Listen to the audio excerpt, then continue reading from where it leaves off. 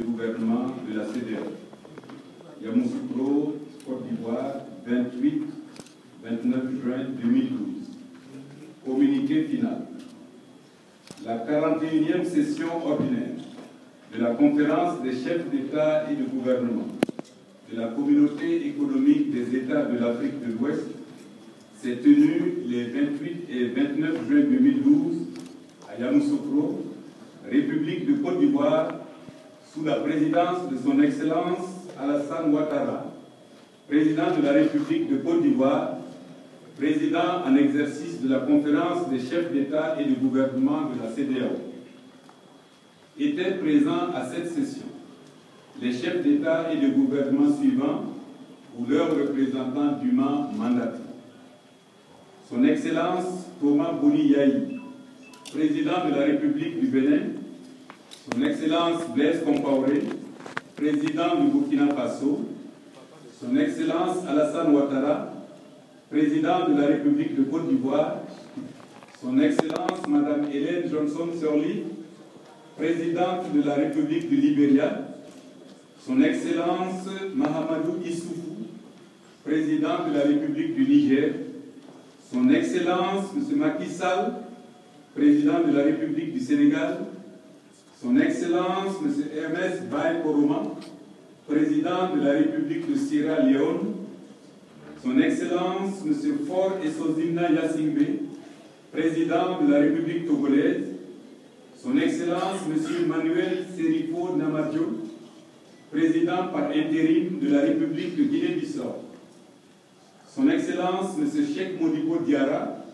Premier ministre du gouvernement de transition de la République du Mali, son Excellence Georges Borges,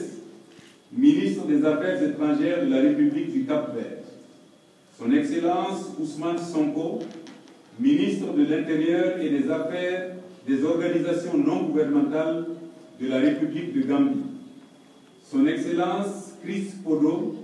ministre délégué aux Affaires étrangères de la République du Ghana,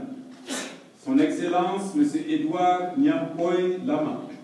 ministre des Affaires étrangères et des Guinéens de l'étranger de la République de Guinée, son Excellence M. Noureddine Mohamed, ministre délégué aux Affaires étrangères de la République fédérale du Nigeria, le président de la Commission de l'Union africaine, le représentant spécial du secrétaire général de l'Organisation des Nations Unies pour l'Afrique de l'Ouest et le représentant du président de la Commission de l'Union économique et monétaire ouest-africaine ont également pris part à cette session en qualité d'observateurs. La conférence a reçu le serment de son Excellence Kadri Désiré Ouédraogo, président de la Commission de la CEDEAO, en a pris acte puis l'a renvoyé à l'exercice de ses fonctions. Les chefs d'État et de gouvernement ont pris acte du rapport intérimaire 2012 du président de la Commission sur l'état d'avancement de la mise en œuvre de l'agenda de l'intégration régionale, ainsi que du rapport de la 11e session extraordinaire du Conseil de médiation et de sécurité de la CEDEAO et la 68e session ordinaire du Conseil des ministres présenté par le président du Conseil. La conférence a également pris note des mémorandums du président de la Commission sur l'état actuel de la situation politique et sécuritaire au Mali et en Guinée-Bissau, suivi du compte-rendu de son Excellence Blaise Compaoré, président du FASO, médiateur de la CEDEAO pour la crise au Mali, et celui de son Excellence Goodluck Ebele Jonathan, président de la République fédérale du Nigeria, président du groupe régional de contact sur la Guinée-Bissau. Tout en entérinant les principales recommandations faites par les différents rapports, la conférence a réaffirmé les normes et principes qui sous-tendent les programmes d'intégration de la communauté tels qu'énoncés dans le traité révisé de la CEDEAO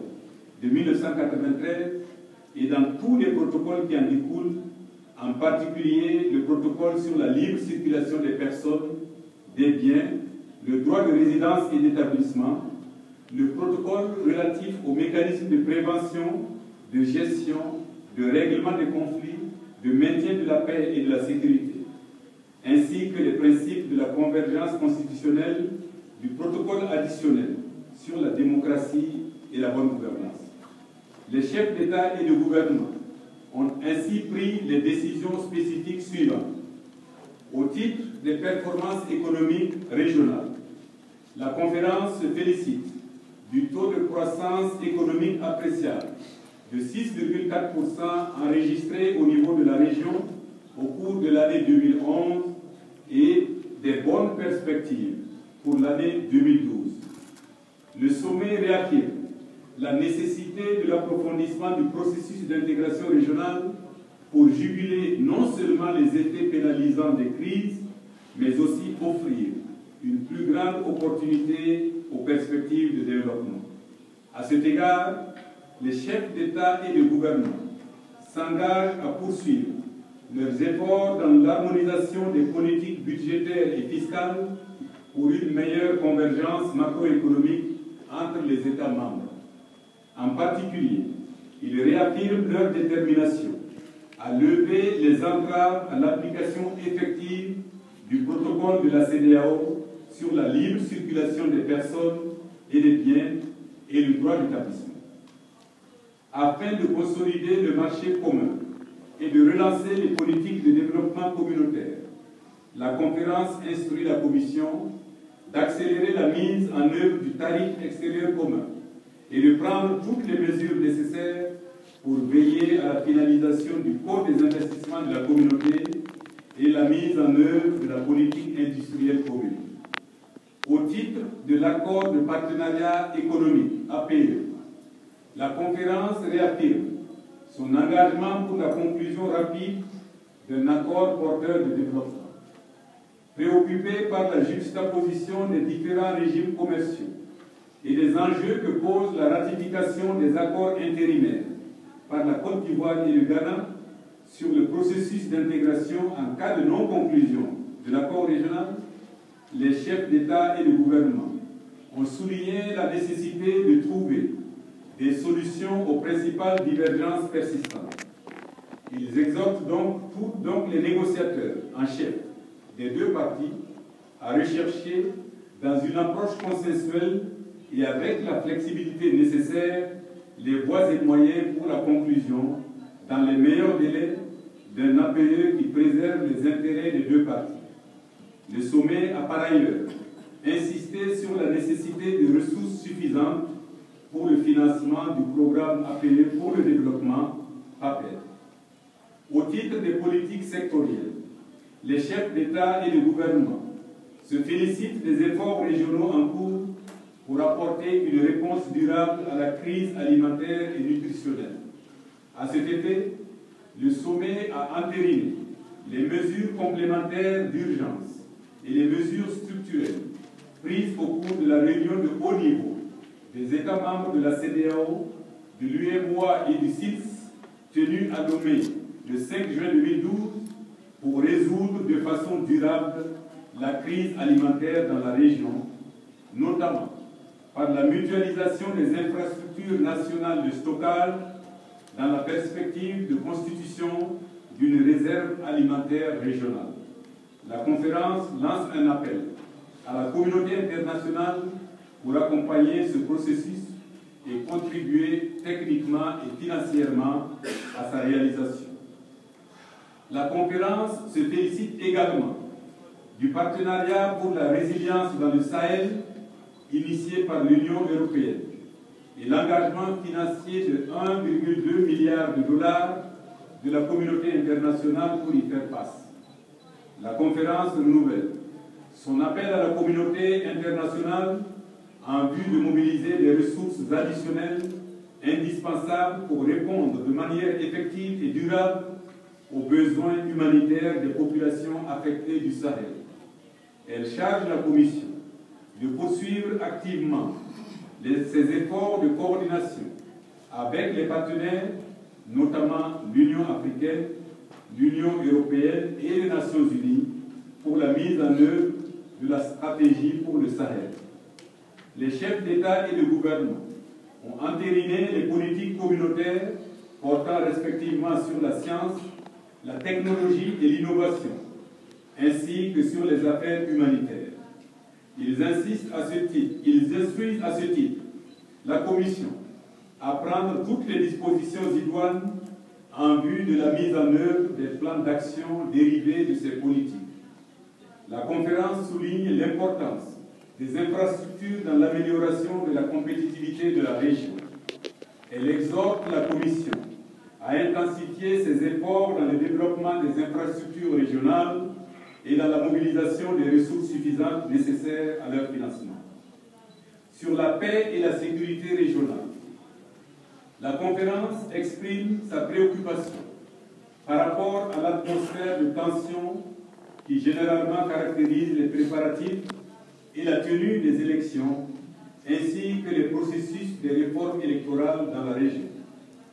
Elle encourage les partis politiques et autres parties prenantes à veiller toujours à la recherche de solutions consensuelles aux contentieux inhérents à ces processus. Elle charge la Commission à entreprendre promptement des missions d'information dans les États membres en vue de faciliter la résolution pacifique des tensions électorales. La conférence exprime son inquiétude face à la recrudescence du terrorisme dans la région du Sahel et au Nigeria. Elle exprime également sa vive préoccupation face à la volatilité de la situation sécuritaire dans le golfe de Guinée, causée par les actes de piraterie, les attaques armées en mer et la dégradation de l'environnement, ainsi que le trafic de drogue et des armes et la traite d'êtres humains. La conférence souligne les effets néfastes de ces actes de criminalité sur la paix, la sécurité régionale et internationale et réaffirme sa détermination à juguler ces différents fléaux par des mesures appropriées. Sur la situation au Mali, le sommet condamne fermement les tentatives de certaines forces sociopolitiques marginales au Mali visant à entraver le bon déroulement de la transition politique en cours, en particulier l'attaque violente perpétrée le 21 mai 2012 contre la personne du président par intérim,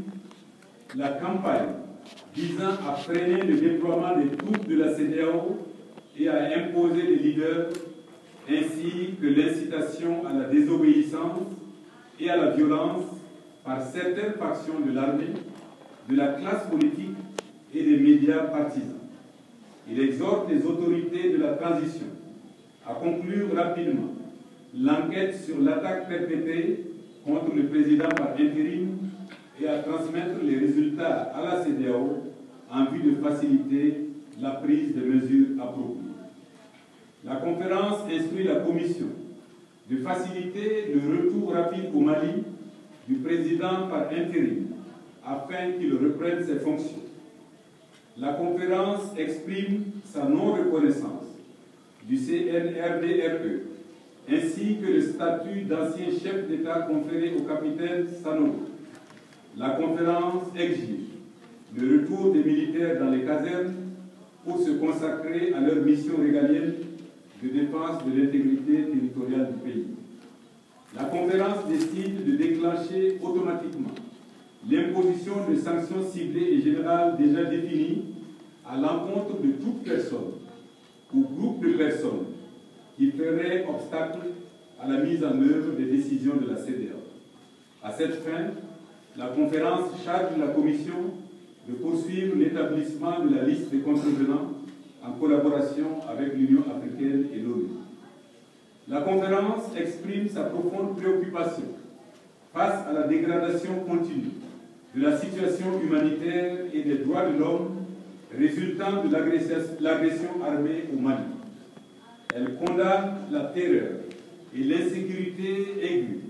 dans lesquelles sont maintenues les populations caractérisées par des exécutions sommaires, une répression violente des manifestations, des vols à main armée, des viols, la profanation des lieux saints et des sites culturels. Le sommet note avec une profonde inquiétude l'objectif des groupes terroristes de créer dans le Nord Mali un sanctuaire et un centre de coordination